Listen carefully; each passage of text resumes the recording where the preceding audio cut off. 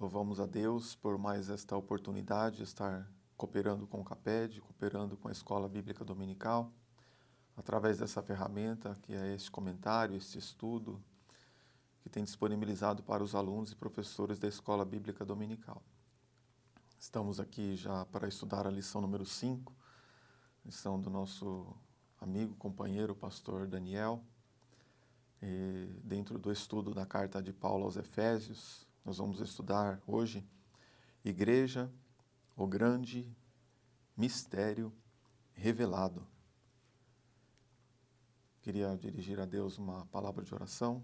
Querido Jesus, Santo e Eterno Deus, pedimos ao Senhor que venha nos conceder a graça, o entendimento, a sabedoria e a unção para compartilhar com os teus filhos o propósito que o Senhor tem para conosco nesta oportunidade. Nós possamos ser edificados e crescer em graça e conhecimento na pessoa bendita do nosso Senhor Jesus Cristo. Assim pedimos, que tudo seja feito para teu louvor e glória. Amém? Irmãos, nesse texto que nós estamos aqui para estudar hoje, na nossa leitura bíblica em classe, está lá em Efésios capítulo 3. E como não poderia deixar de haver, haja vista que estamos estudando um livro, ele tem um link muito forte com o capítulo 2. Né? Então, se você estudou a aula do domingo passado, ao estudar esta lição, você vai perceber que existe um link muito forte no início, já quando Paulo diz, por esta causa, eu, Paulo. Né? Então, era por uma causa que ele havia colocado. Aqui nós temos para nós o título da lição, o grande mistério revelado. Né? A palavra mistério aparece 27 vezes no Novo Testamento, em grego, né? Isso porque o Novo Testamento foi escrito em grego. E o apóstolo Paulo usa várias vezes esse termo, cerca de 22 a 21 vezes. Paulo usa esse termo, e isso porque o Novo Testamento ele vai nos trazer várias revelações de vários mistérios de Deus para com a igreja, né? Estava dando uma olhada aqui no estudo do comentário bíblico de Champlin. Ele pega o texto de Mateus 3:11, que diz assim, ele respondendo disse, porque a vós é dado conhecer os mistérios do reino dos céus. Né? Então Jesus estava dizendo para os discípulos que a eles estava sendo dado conhecer mistério do reino dos céus. Né? Então, o comentário de Champlin, baseado nesse texto, ele vai nos trazer cerca de 13 mistérios revelados na Bíblia, né? No Novo Testamento, sendo esse aí o primeiro, os mistérios do reino dos céus, o mistério de Israel como da cegueira espiritual de Israel, né? Romanos 11:25, né? Porque não quero, irmãos, que sejais ignorantes quanto a esse segredo, né? E lá vai estar falando da cegueira espiritual de Israel. Também o mistério da igreja sendo composta por judeus e gentios, que é o que está sendo proposto aqui para nós estudarmos na oportunidade de hoje, né? Isto é, um mistério sendo revelado. Temos aqui o próprio texto de Efésios, poderíamos citar ainda Romanos 16:25, se você puder estar anotando essas referências. Né? Romanos 16:25 diz que, ora, aquele que é poderoso para vos confirmar, segundo o meu evangelho, e a pregação de Jesus Cristo, conforme a revelação do mistério que esteve oculto em tempos eternos. Né? Então, aqui está falando também desse mistério que é a igreja composta de judeus e gentios vivendo juntos. Né? Vamos estudar mais a fundo aqui nessa lição, nesse texto do capítulo 3. Poderíamos observar também lá em Colossenses, vai falar um pouco sobre esse mistério da unidade, né, de judeus com gentios. Um outro mistério revelado no Novo Testamento é o mistério do arrebatamento da igreja. Né? Então, nós temos aqui um título, né, a Igreja, o grande mistério revelado. Então, nós temos vários mistérios de Deus sendo revelado no Novo Testamento para com a igreja, né? E, inclusive, Paulo vai dizer lá em Coríntios, né, acerca deste mistério, né, que é o arrebatamento da igreja. Outro mistério também que Champlin coloca é a igreja como noiva de Cristo. E isso nós vamos estudar também aqui nessa lição, um pouquinho mais adiante, quando nós observarmos oculta, mas representada. Né? Nós vamos poder estudar um pouquinho a igreja como noiva, que também era um mistério. Outro mistério é o mistério de Cristo presente no meio do seu povo. Né? Cristo Deus, o homem se fez Deus. Então, Paulo também fala que isso é um mistério que esteve oculto, né? E, enfim, alguns outros aqui que a gente não vai colocar por questão do nosso tempo, mas existem vários mistérios aqui no Novo Testamento sendo revelado para nós através das cartas de Paulo, né? Primeiro ponto aqui da nossa lição diz que igreja, o mistério oculto em Deus. Queria ler também Colossenses capítulo 4, versículo 3, diz assim: orando também juntamente por vós, para que Deus nos abra a porta da palavra, a fim de falarmos do mistério de Cristo, pelo qual eu estou preso.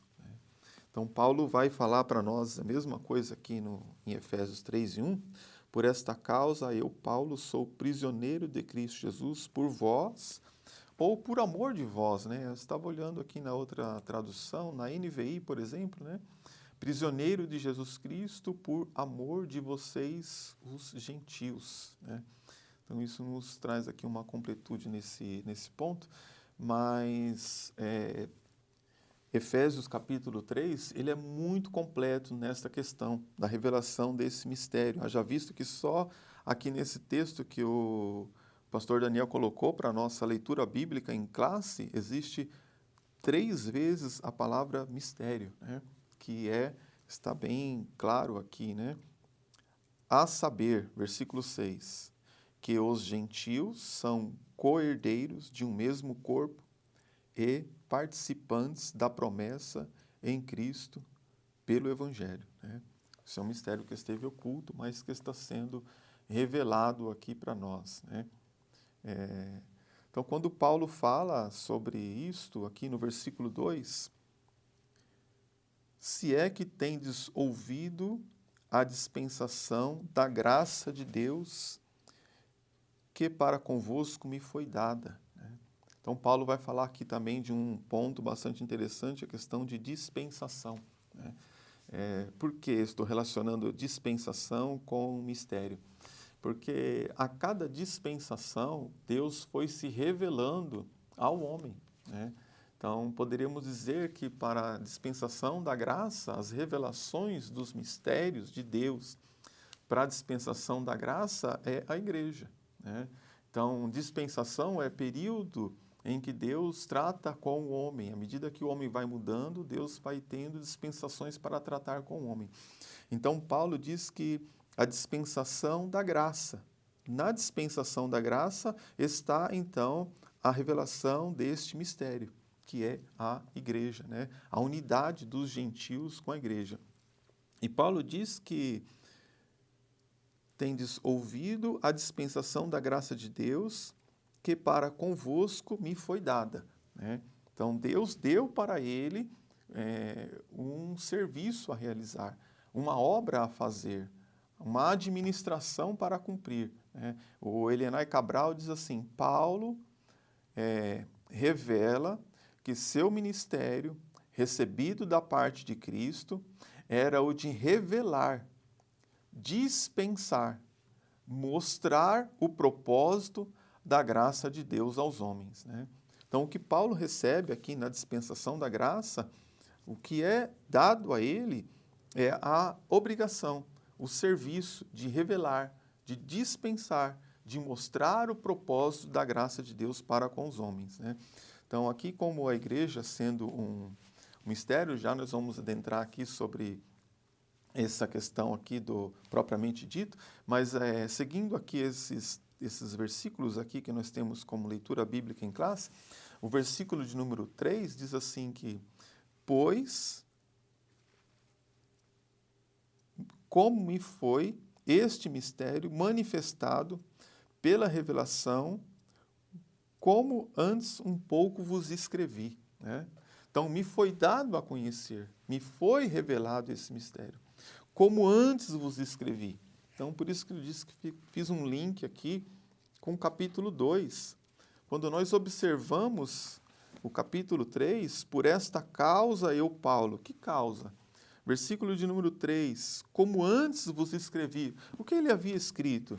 Se olharmos para o que Paulo escreve no capítulo 2, não querendo voltar a estudar a aula de domingos passados, mas não temos como entender se não olharmos um pouquinho para o capítulo 2, uma rápida olhada, nós vamos observar que o capítulo 2 traz para nós o assunto que os gentios e os judeus são unidos por Deus mediante a cruz de Cristo.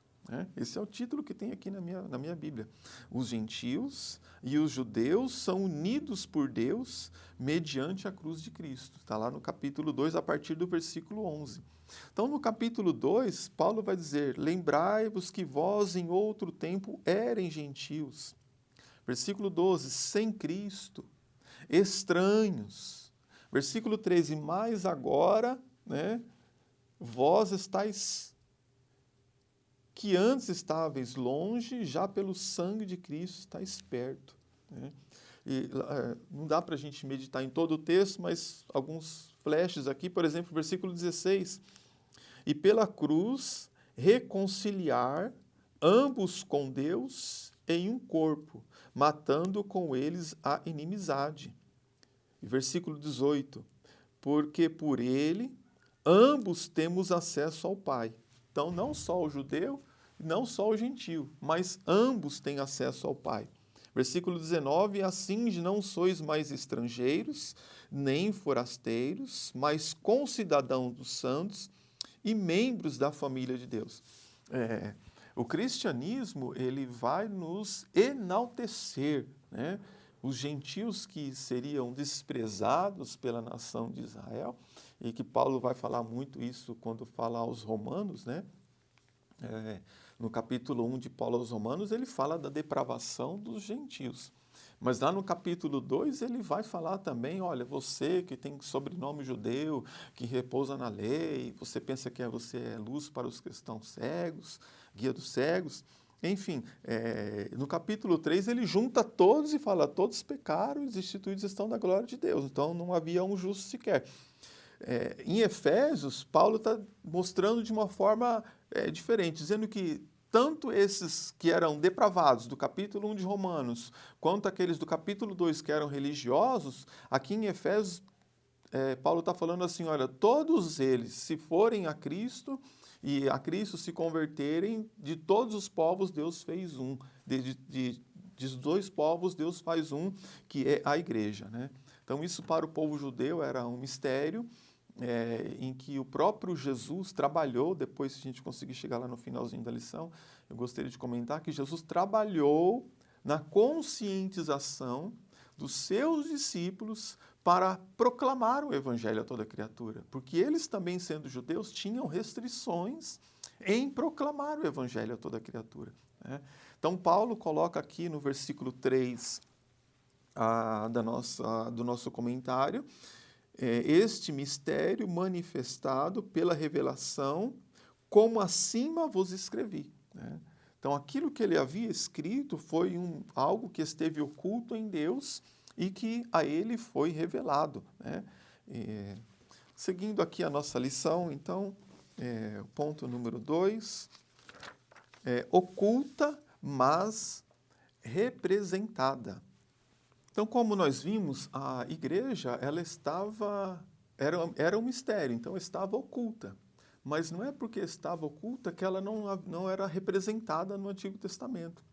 Ela era, sim, representada. E existem várias representações da igreja que nós podemos é estudar, e hoje, pelo Espírito Santo, nós temos essa compreensão, né? É claro que sem ele nós jamais teríamos esse entendimento de ver onde a igreja está representada no Antigo Testamento, né? Então, o mistério que era desconhecido era que os judeus e os gentios se tornaria um só corpo em Cristo Jesus. Isso para eles era algo desconhecido. Efésios capítulo 2, versículo 15, né? Na sua carne desfez a inimizade, né? Desfez a inimizade, para criar em si mesmo dos dois um novo homem, fazendo a paz, né? Então, isso são privilégios que o cristianismo nos trouxe, né? E essas revelações que Paulo traz para nós também foi ministrada aos demais apóstolos, né? No versículo 5, está escrito assim, olha, do capítulo 3, o qual noutros séculos não foi manifestado aos filhos dos homens, mas agora tem sido revelado pelo Espírito aos seus santos apóstolos e profetas. Então, foi sim esse mistério revelado aos apóstolos, né? Nós até começamos lendo aqui Mateus 13, 11, em que Jesus disse para os seus discípulos que a eles era dado a conhecer os mistérios. Inclusive o mistério dos gentios fazerem parte da igreja foi um mistério que Deus revelou a Pedro. Deus tratou com Pedro lá na casa de Cornélio, né? Pedro também teve a revelação disso. Tiago foi um instrumento de Deus no concílio, e presidiu um concílio em que Deus estava mostrando, conscientizando Tiago também acerca disso, acerca de os judeus e os gentios coexistiriam juntos, seriam participantes de uma mesma herança na igreja, né? Então, não foi só Paulo, mas coube a Paulo nos trazer essas revelações mais afinadas, mais completas, né? E isso foi o que Paulo fez, nos trouxe para nós muito maiores revelações, e algo que eu vejo, que eu fico bastante maravilhado, é que Paulo se alegrava disto, de ser o representante entre os gentios, né? Paulo recebeu isso de Deus como uma responsabilidade e levou isso com dedicação, né? Então, Pedro recebeu essa revelação lá na casa de Cornélio, em Atos capítulo 10, Tiago, em Atos capítulo 15, teve essa compreensão de que os gentios são co-herdeiros, são comparticipantes, mas coube a Paulo refinar mais esse estudo para nós, né? Aqui no versículo 6, ele vai, vou repetir, a saber que os gentios são co-herdeiros de um mesmo corpo e participantes da promessa em Cristo pelo Evangelho, né? Então, é claro que somente pelo Evangelho isso aqui seria possível, né? Muitas barreiras judaicas pesavam para os gentios, né? Então, existiam muitas proibições para que o gentio participasse ou que se aproximasse da religião, do judaísmo, mas Cristo desfez todas essas barreiras, né? Então, por isso eu, hoje, e você podemos fazer parte de um povo de Deus que tem uma promessa de uma morada celestial, né? Paulo, falando aqui para nós que nós somos co-herdeiros, participantes das mesmas promessas, veja que Paulo nos iguala a Abraão, né? A descendência de Abraão. Gálatas, capítulo 3, a carta antes de Efésios, Gálatas, capítulo 3, versículo 28, está escrito assim: nisto não há judeu nem grego, não há servo nem livre, não há macho nem fêmea, porque todos vós sois um em Cristo. E se sois de Cristo, então sois descendências de Abraão e herdeiros conforme a mesma promessa, né? Isso é para a gente dar glórias a Deus, né? Porque Cristo, ele nos fez participante, co-herdeiros, né?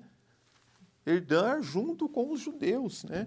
Não somente somos co-herdeiros da mesma promessa.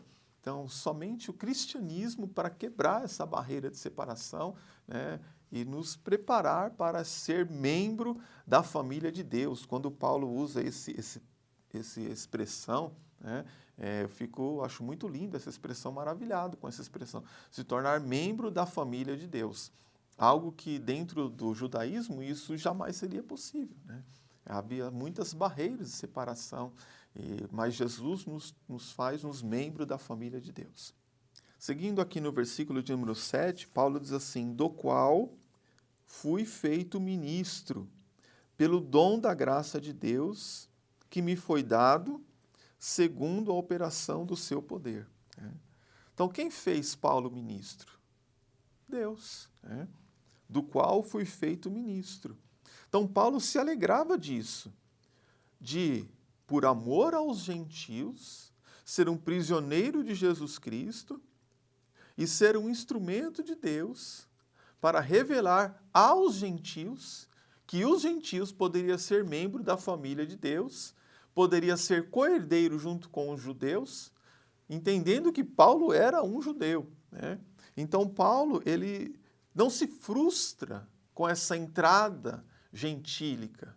Pelo contrário, ele se alegra em ver a salvação dos gentios em Cristo através desta mensagem, né? Então, do qual eu fui feito ministro, né? Então, Paulo, ele diz em Romanos capítulo 13, ele dizia que ele era o apóstolo dos gentios, né?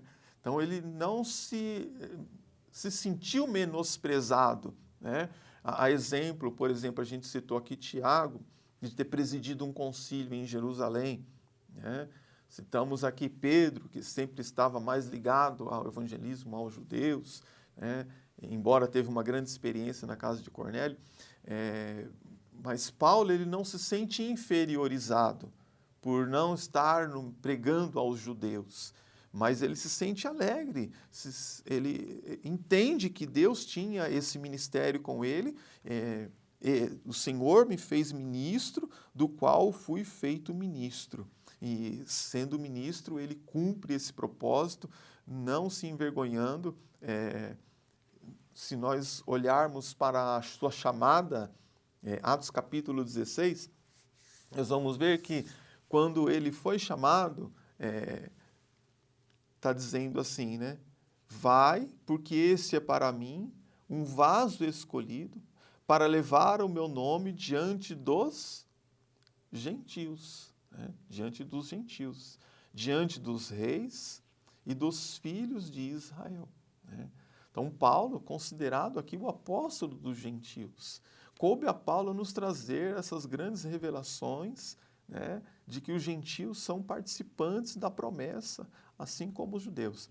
Então, Paulo vai afirmar aqui no capítulo 3 de Romanos, e o versículo 29, é porventura Deus somente dos judeus e não também dos gentios?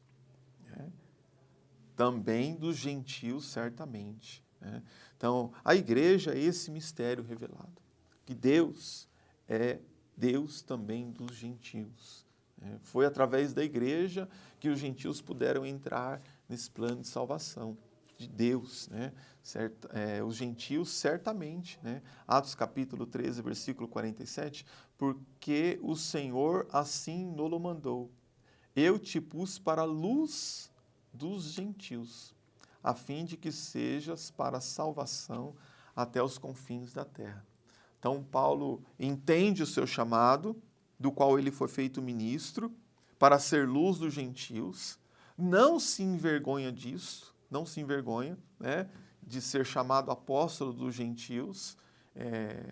Ele fala para Timóteo isso por 2 vezes, tanto na primeira carta como na segunda carta, ele fala para Timóteo: Timóteo, eu fui constituído apóstolo e doutor dos gentios, né? E ele foi fiel nisso. Por isso que eu gostei de ler o versículo 1 do capítulo 3, em uma outra versão, porque ele diz assim: por esta causa eu, Paulo, sou prisioneiro de Jesus Cristo por amor de vós, gentios, né? Então, ou seja, eu sou feito um ministro para cumprir um chamado e eu faço com amor, né? Eu cumpro este ministério, né? Então, Paulo, ele fez isso, um compromisso com Deus, assumiu esse compromisso com amor, foi fiel ao seu chamado, foi fiel, né? Gálatas 1,16, está até aberto aqui, Gálatas, capítulo 1, versículo 16, diz assim: revelar seu Filho em mim, para que o pregasse entre os gentios. Não consultei nem a carne nem o sangue. Né? Então, esse mistério aqui que Paulo vai nos trazer, a revelação da igreja, consiste nisso, né? Que os gentios passam a fazer parte do povo de Deus, né? Então, Paulo foi fiel ao seu chamado, né? E cumpriu, aqui no capítulo 3, o versículo 8, a mim, o mínimo de todos os santos, me foi dada esta graça de anunciar entre os gentios, por meio do Evangelho, riquezas incompreensíveis de Cristo, né? Riquezas insondáveis, incompreensíveis. O que quer dizer isso? Que o Evangelho de Jesus Cristo é algo que ninguém compreende? Paulo pregava uma mensagem que as pessoas não compreendiam? Não, não é isso. Paulo está dizendo que Deus escolheu ele para nos trazer essas revelações que eram incompreensíveis. Por exemplo, nós somos morada do Espírito.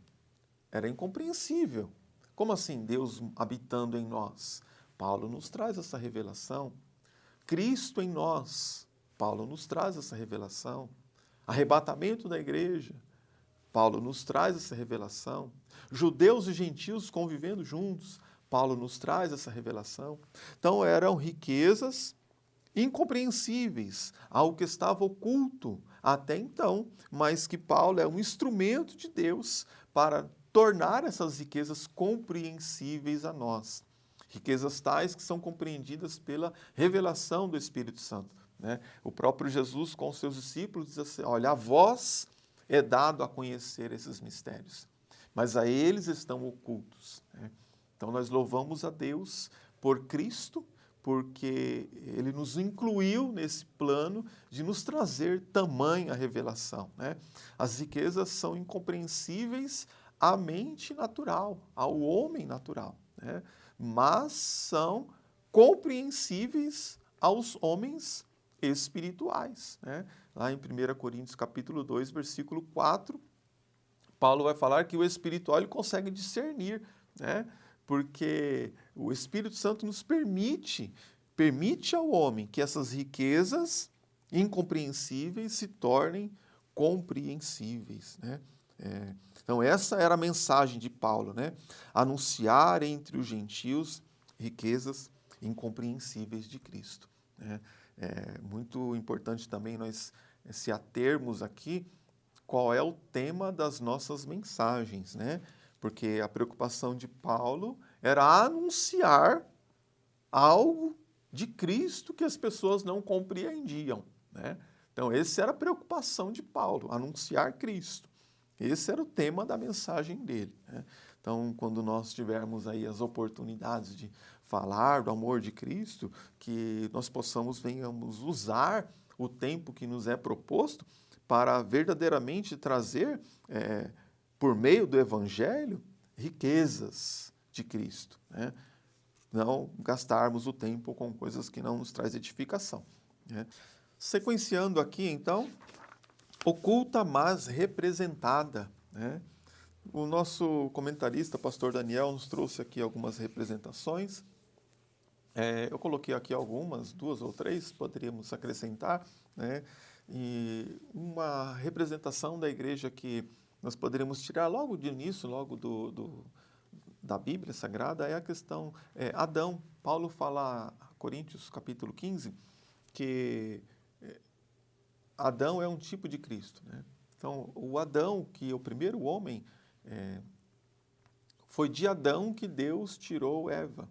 Deus dá um sono profundo a Adão e de Adão tira uma das suas costelas e cria uma mulher, né? Então, assim, se Adão é um tipo de Cristo, Eva, ele representa a mulher, ela representa a mulher. Porque sem o sono de Adão não haveria uma mulher. Assim como também sem a morte de Cristo não haveria a igreja. Então nós podemos assim caminhar pelas escrituras da Bíblia e observar vários tipos de representação da igreja, né? Então, a igreja, Eva sendo representada, a igreja que foi tirada de Adão. Tanto que se nós observarmos, por exemplo, a declaração de Adão, essa é osso do meu osso, ou seja, a Eva era osso do osso de Adão, porque foi tirada dele. A igreja e Cristo, ela é unida, é uma só carne. Assim também é a igreja com Cristo, assim era Eva com Adão, uma só carne.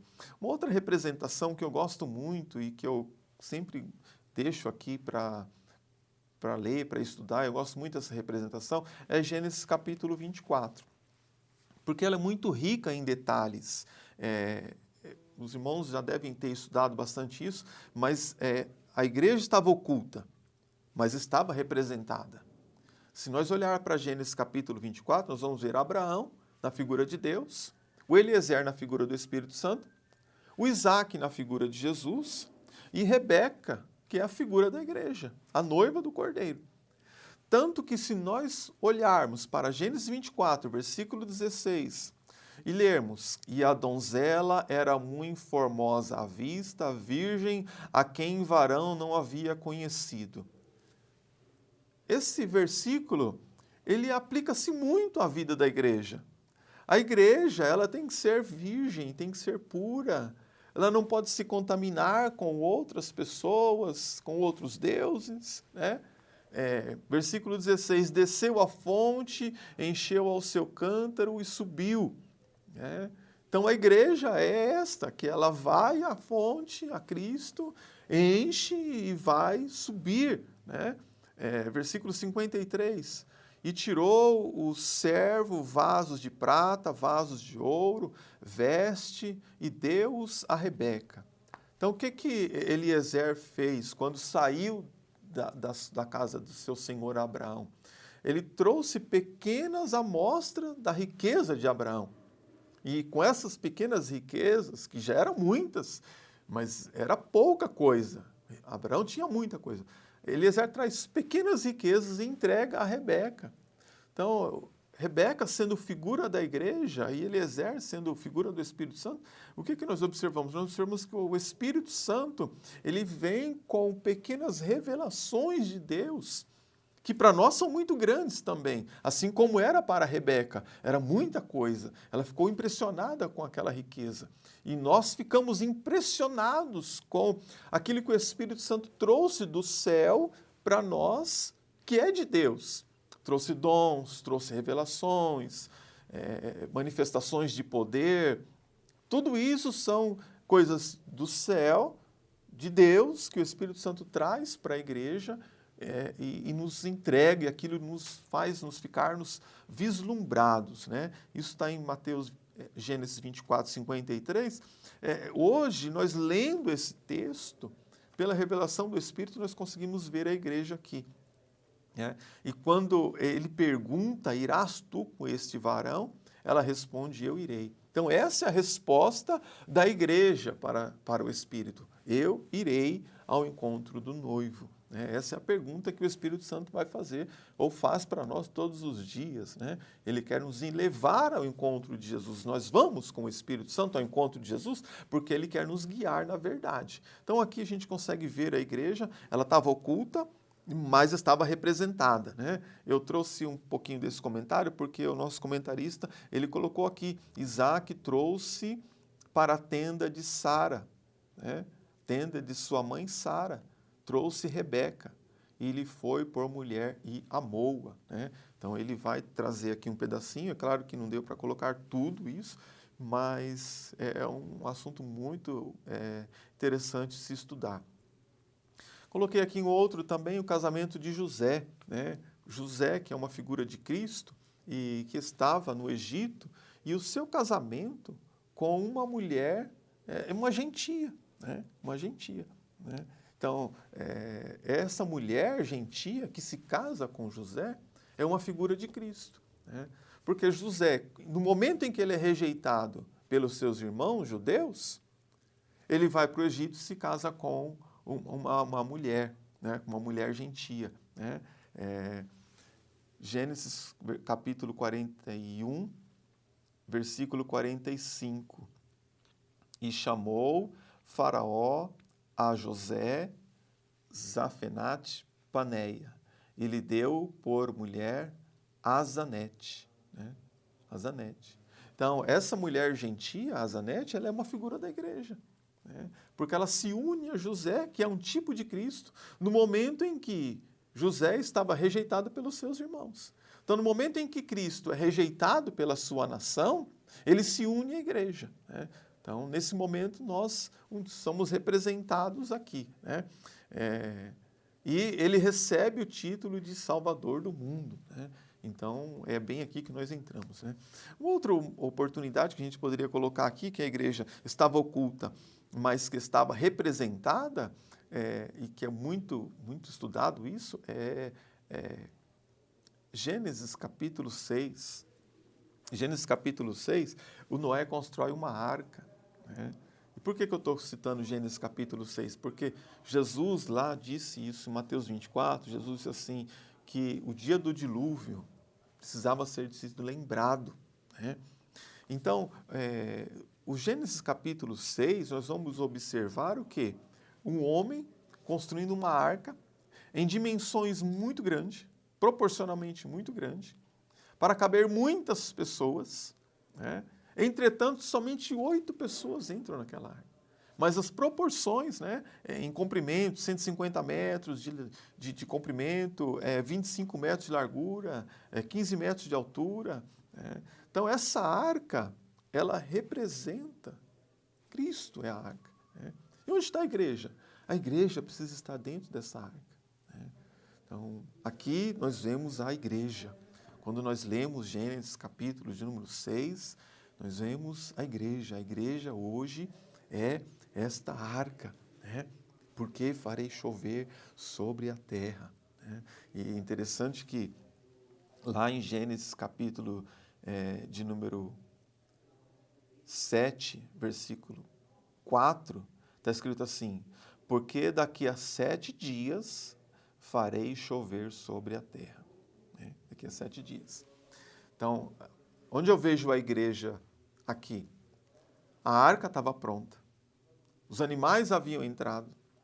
Noé e sua família haviam entrado. A chuva não tinha caído ainda, mas a porta da arca estava aberta. 7 dias. Deus fala para Noé, Noé, entra na arca, porque daqui a 7 dias vai vir a chuva. Aqui é a igreja. A igreja, ela está pronta. Nós estamos dentro da igreja. A chuva não está caindo ainda, mas a porta da arca está aberta. O evangelho está sendo proclamado. As pessoas estão vendo a igreja. Nós estamos vivendo o período de 7 dias. Pode ser que estamos já no 6º dia, no final do 7º dia, não sei. Mas aqui a igreja está representada na arca, né? Haverá um momento em que o dilúvio virá, né? Que a porta da arca vai se fechar, a igreja vai ser chamada, vai ser arrebatada. Então é um projeto de Deus que esteve oculto, mas que foi representado, né? Nosso comentarista coloca aqui o cordeiro que foi morto desde a fundação do mundo, né? Então, se Deus diz que o cordeiro foi morto desde a fundação do mundo, Efésios, capítulo 1, versículo 3. Bendito Deus e Pai de nosso Senhor Jesus Cristo, o qual nos abençoou com todas as bênçãos espirituais nos lugares celestiais, como também nos elegeu nele antes da fundação do mundo, né? Para que fôssemos santos e irrepreensíveis diante de Deus em caridade. Então, o cordeiro que foi morto da fundação do mundo, então Deus está falando que a igreja, ela também já foi eleita em Cristo desde a fundação do mundo. Então, o projeto de Deus de ter uma igreja já existia, né? Não foi porque Israel falhou, então Deus improvisou com a igreja. Não. Esse já era o plano de Deus, né? Então, hoje a gente tem essa compreensão. Nosso comentarista vai citar aqui a rainha Esther, vai citar Ruth, vai citar Raabe, né? Muita gente tem a aprender com essas narrativas, né? Que, aliás, Ruth, Raabe, Tamar, Betseba, elas são pessoas gentias que entraram aí, né? Inclusive vai aparecer lá em Mateus capítulo 1, né? Então, o Ruth, por exemplo, ela por povo, ela tinha muito que lhe pesava contra a nação de Israel. Por povo, porque era uma moabita, porque era fruto de um incesto, o seu nascimento dos moabitas, das filhas de Ló. Os moabitas foram inimigos ferrenhos do povo judeu na peregrinação no deserto. Os moabitas foram os responsáveis por contratar Balaão para amaldiçoar o povo de Deus. Mas contra Ruth não pesava tudo isso, porque ela não viveu nessa época, né? A sua vida moral não tinha nada que lhe pesava na sua vida moral. E aí Ruth entra, uma mulher gentia, uma moabita, entrando na nação de Israel. Então, tipificando o que aqui? A inclusão dos gentios à igreja. Sendo uma mulher gentia, não era detentora da promessa, mas foi incluída na linhagem de Davi e, posteriormente, de Jesus Cristo, né? Então, isso aqui é o poder que tem o Evangelho, né? A igreja é esse mistério que para o povo judeu estava oculto. Eles não compreendiam isso e talvez até hoje não entendam, se não for pelo Espírito, né? O homem carnal não pode compreender tais revelações somente pelo Espírito, né? De ambos os povos fazer um. Como a gente estava dizendo, Deus trabalhou em conscientizar os seus discípulos de que precisava haver essa unidade de povos na igreja. A igreja não podia ser uma igreja para os judeus e uma igreja para os gentios. Então, Jesus trabalhou em conscientização dos seus discípulos.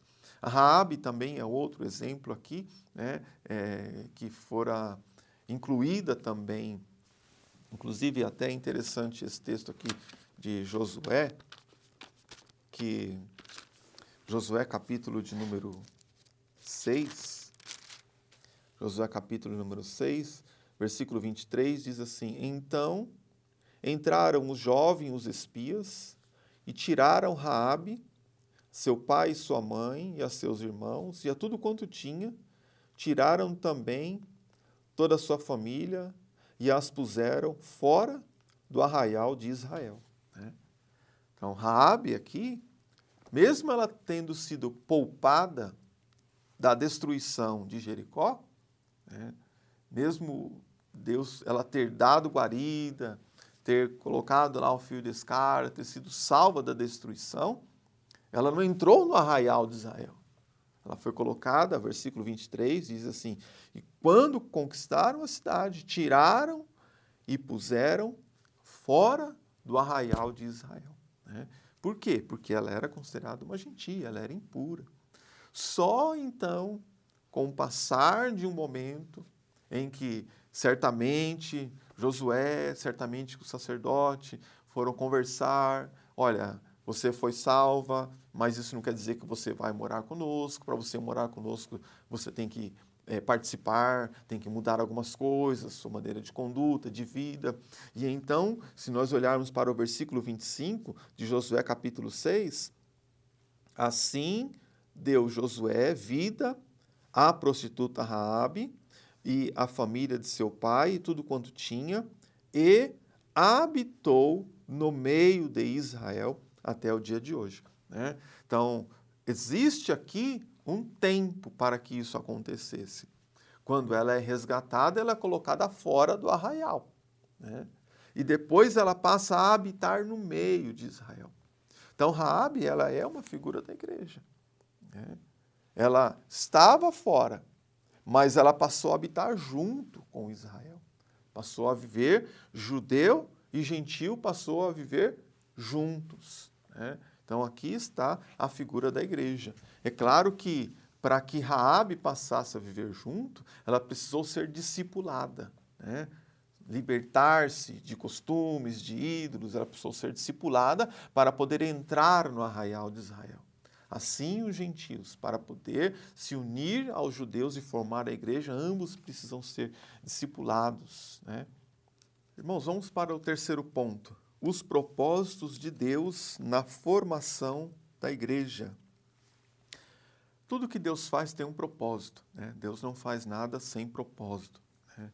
Então, entender aqui os propósitos de Deus faz nos entender qual é a missão da igreja, qual a nossa função como igreja, né? Então, nosso comentarista aqui nos colocou aqui 4 pontos: a adoração a Deus, comunhão e unidade dos crentes, edificação e crescimento espiritual, proclamação do Evangelho, né? Então, a igreja está aqui para ser uma adoradora, né? Para adorar a Deus em espírito e em verdade. Então, é muito importante que a igreja ela se une para isso, para a adoração, né? Para participar desse momento de adoração, comunhão entre os crentes, a unidade, né? Olhando aqui para ele, colocou aqui, olha, quando lemos 1 Coríntios 12, do 12 ao 27. Irmãos, esse texto aqui de Coríntios 12, ele é muito lindo no que diz respeito à unidade. Por quê? Porque ele vai falar assim, porque assim como o corpo é um e tem muitos membros, e todos os membros, sendo muitos, constitui um só corpo, assim também com respeito a Cristo. Então, a igreja é para ser um só corpo, uma unidade. E a beleza do corpo está na diversidade e diferença dos seus membros. Então, é muito importante isso, nós compreendermos que todos os membros do corpo são de grande importância e que um não é igual ao outro. Um membro do corpo não tem a mesma força do que o outro, não tem a mesma estrutura óssea do que o outro, mas nenhum deles são menos importantes. Todos são de grande importância. Coríntios 12, versículo 13, como está aqui para nós, 1 Coríntios capítulo 12, versículo 13, diz assim: pois em um só Espírito todos nós fomos batizados em um corpo, quer judeus, quer gregos, quer escravos, quer livres. Então, esse é o mistério. Quer judeus, quer gregos. Em Cristo, todos formam um corpo. Então, algo que para eles jamais poderiam acontecer, e Paulo, sendo judeu, ele não se exclui disso. Pelo contrário, como nós dizemos aqui, ele faz essa explicação com maestria. Ele revela, ele se alegra por ter sido escolhido, por ter sido feito um ministro pela operação do Evangelho, pelo poder de Deus, para tornar isso conhecido. Que o judeu e o gentio formam um só corpo em Cristo. Que o servo, que o livre, formam um só corpo em Cristo, né? E aqui nós não vamos poder discorrer aqui sobre esses versículos aqui, do 12 até o 27, mas é um estudo muito bom que vai falar sobre a unidade da igreja. A igreja é um lugar para nós vivermos em união, eliminar rivalidades, né? E vivermos mais em unidade, né? Ainda mais um propósito da igreja: edificação e crescimento, né? Então, se a igreja é um corpo precisa crescer, né? Um corpo sadio precisa crescer. Sobre esse tema de edificação e crescimento, nós vamos ter a lição de número 9, né? Vamos ter a lição número 9. Então, se porventura aí o professor quiser apenas fazer uma breve comentário nessa letra C, não tem problema. Na lição 9 você vai ler que está dizendo, crescendo em Cristo e edificando o corpo em amor. Né? Então esse ponto aqui, edificação e crescimento, crescer em Cristo e sendo edificados em amor, nós vamos estudar Efésios capítulo 4 na lição de número 9. Né? Então nós podemos aí deixar esse pouquinho mais para frente, né? Até mesmo para deixar aí o desejo nos nossos alunos em não perder nenhuma aula na nossa escola dominical. E letra D, proclamação do Evangelho. Né? Eu costumo dizer, né, esses dias estávamos falando sobre esse assunto na nossa igreja e tivemos uma conferência missionária, eu costumo dizer para eles que a igreja tem esses propósitos, a adoração a Deus aqui na terra. Entretanto, nós temos uma eternidade inteira para adorar a Deus. Né? Quando o Senhor vier buscar a igreja vai para o céu fazer o quê? Vamos adorar a Deus. Vamos adorá-lo na beleza da sua santidade. Nada vai impedir a nossa adoração a Deus. Comunhão e unidade entre os crentes. Nós vivemos em comunhão aqui, mas quando Cristo buscar a igreja, nós vamos ter a eternidade inteira para vivermos em comunhão. Né? Nada vai atrapalhar mais a nossa comunhão entre os irmãos. Não vai haver rixa, não vai haver disputa, não vai haver inveja, não vai haver nada que venha atrapalhar a nossa comunhão. Então, adoração, nós temos a eternidade inteira para adorar. Comunhão, nós temos a eternidade inteira para viver em comunhão. Crescimento espiritual, tudo nos será revelado. Tudo aquilo que a gente não teve a real compreensão, quando estivermos com o Senhor, tudo estará sendo descortinado, nós vamos entender, porque estaremos ali vendo Ele face a face. Agora, quando nós olhamos para essa letra D, proclamação do Evangelho, eu costumo dizer que nesse ponto, né, aprendi com um amigo, companheiro de ministério, o pastor Micaías, ele diz que nesse ponto o tempo corre contra nós. Né? Nós não vamos ter a eternidade inteira para proclamar o Evangelho. Então, nesta questão de proclamação do Evangelho, é uma tarefa em que nós precisamos ser urgente. Não podemos deixar isso de lado. Né? Então, a igreja é um mistério revelado, um mistério de unidade de todos os povos, fazer somente um. Né? Então, Jesus trabalhou essa conscientização dos seus discípulos. Quando ele estava conversando com a mulher samaritana, como sendo tu judeu, vem pedir águas a mim, que sou uma samaritana. E de repente os discípulos chegam, Jesus está falando com uma samaritana. Ele estava pensando assim, lá na frente eu vou dizer para eles, ide por todo mundo, pregar o evangelho a toda criatura. Estou trabalhando aqui a consciência missionária. Né? Ao pedir para os seus discípulos, prepararam uma morada na aldeia dos samaritanos. Passaram uma noite na aldeia dos samaritanos. Então, eram lições que Jesus estava conscientizando eles. Eles vão lá na aldeia dos samaritanos e os samaritanos não querem dar uma morada para eles passar a noite, eles voltam para Jesus com uma solução que Jesus disse para eles, vocês não sabem de que espírito sois. Né? Porque o Filho do Homem não veio para destruir, mas veio buscar, veio salvar aquele que está perdido. Né? Então, quando Jesus cura o servo de um centurião romano, né? Jesus estava conscientizando os discípulos da urgência da proclamação do Evangelho. Né? Então, que nós possamos aprender um pouco mais nessa lição, que a igreja é um mistério de Deus que foi revelado para nós. Né? A igreja não é Israel. Israel não é igreja e igreja não é Israel. A igreja é um povo em que judeus e gentios formam um só corpo em Cristo. Na igreja não existe acepção de pessoas. Judeus e gentios são só um em Cristo. Amém? Que Deus abençoe os irmãos, que os irmãos possam ter sido edificados por esta pequena reflexão, por esses textos que nós mencionamos. Que os irmãos possam se dedicar, estudar um pouco mais, orar a Deus, certamente conhecendo os alunos, Deus vai lhe trazer uma melhor forma de você conseguir compartilhar as necessidades de cada aluno e sermos edificados por mais uma escola bíblica dominical. Que Deus os abençoe em Cristo Jesus.